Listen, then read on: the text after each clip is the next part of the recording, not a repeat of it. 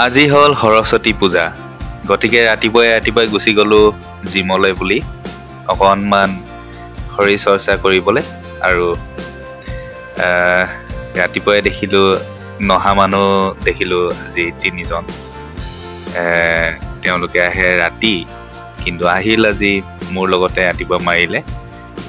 এয়া এতিয়া মাৰি আছোঁ চল্ডাৰ, কাৰণ গধূলিলৈ মানে তেওঁলোকে আহিব নোৱাৰিব, সৰস্বতী পূজা চাব যাব। সেই গতিকে আহিলে ৰাতিপুৱা। ভাল লাগিল তেওঁলোকৰ লগতে অলপ শৰীৰ চৰ্চা কৰিলোঁ এইদৰে।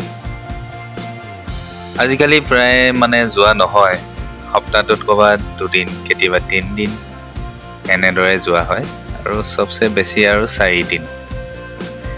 এয়া হৈ গ'ল, অলপ কৰিলোঁ, বেছি নহয়।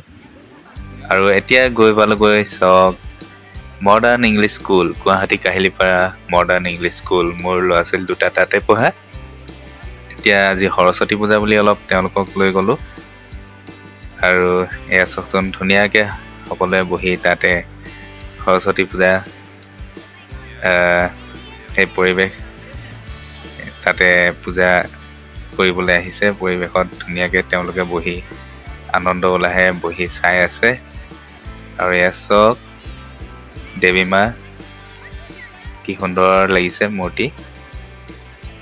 আৰু এইদৰে তাতে গৈ ছোৱালীজনীক লগত লৈ সেৱা কৰিলোঁ, ধূপ জ্বলালোঁ।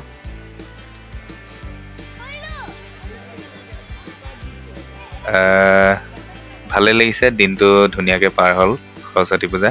আপোনালোকৰ কেনেকৈ পাৰ হ'ল জনাবচোন। এয়া দেখিছে কি সুন্দৰকৈ খিচিৰি দিয়াৰ ব্যৱস্থা কৰিছে, ধুনীয়া, ভাল লাগিল। মানে খুব হেতাৰ ওপৰা হোৱা নাই, ভাল লাগিছে, হেৰেঙা, বহুত বেছিও নহয়, আৰু ধুনীয়া ডিচিপ্লিনত বহিবলৈ দিছে এইদৰে। এয়া মোৰ ছোৱালী আৰু তাইৰ লগৰী।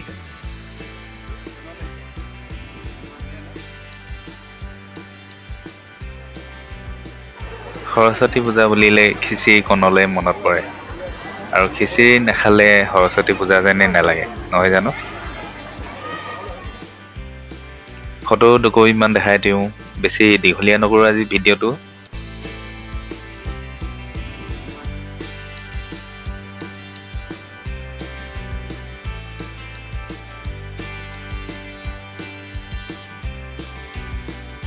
লগ পাম আকৌ এটা নতুন ভিডিঅ'ত। সকলোৱে যাতে তেতিয়ালৈ ভালে কুশলে থাকে। তেতিয়াহ'লে আজিলৈ ইয়াতে এৰিলোঁ সকলোকে, বাই বাই।